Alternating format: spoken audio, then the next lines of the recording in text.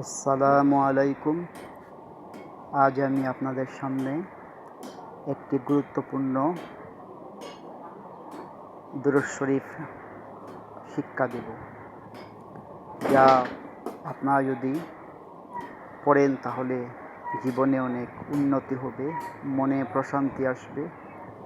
সেই ছোট্ট দুরূদ শরীফ আমরা আসলে অনেকেই জানি, কিন্তু খেয়াল করিনি অথবা পড়িনি।